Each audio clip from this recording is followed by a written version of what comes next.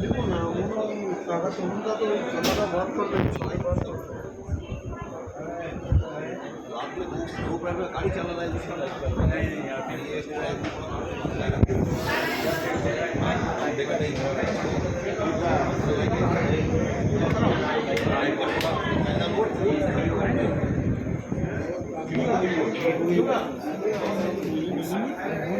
আজ কিছু বলবে? আজকে এখানে কিসের জন্য এসছো? আজকে এসছি মাইনে বাড়ানোর জন্য। মাইনে বাড়ানোর জন্য?